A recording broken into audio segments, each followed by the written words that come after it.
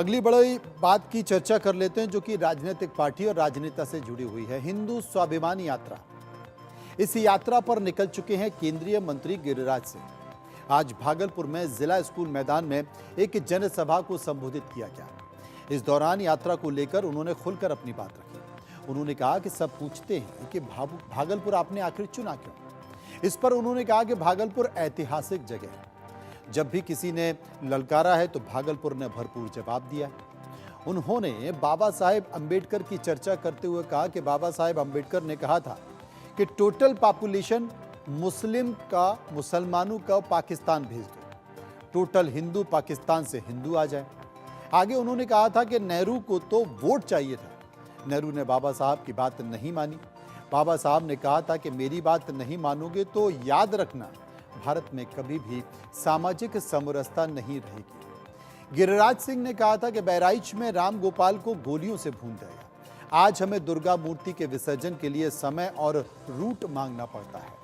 क्या इसी दिन के लिए देश का बंटवारा हुआ था या एक सोची समझी रणनीति थी? ओवैसी जब बोलते हैं तो पीड़ा होती है।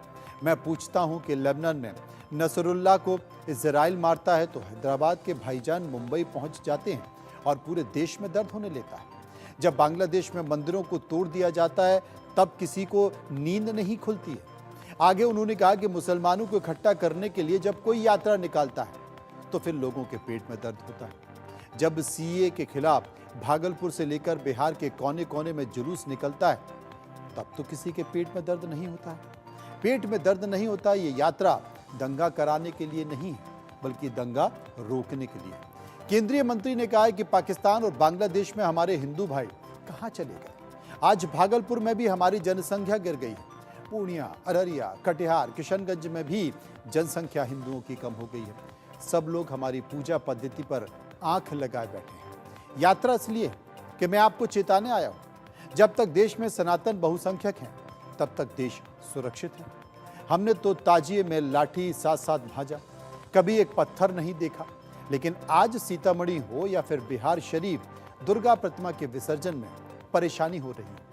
यह यात्रा है अपने अस्तित्व को बचाने के लिए, भाई भाई को एक करने के लिए, जिसे वोट के सौदागरों की नजर न लगे। आपको बता दूं कि जनसभा में गिरिराज सिंह के समर्थक, साधु संत और हिंदू संगठनों के नेता बड़ी संख्या में जुटे थे। अब ग्राफिक के जरिए समझ लेते हैं कि आखिर गिरिराज सिंह करना क्या चाहते हैं। गिरिराज की हिंदू स्वाभिमान यात्रा को, जी हां, हिंदू स्वाभिमान यात्रा को लेकर आपको कुछ खास बातें बता देता हूं। भागलपुर से यात्रा की शुरुआत हो रही है। यात्रा की शुरुआत से पहले पूजा हुई।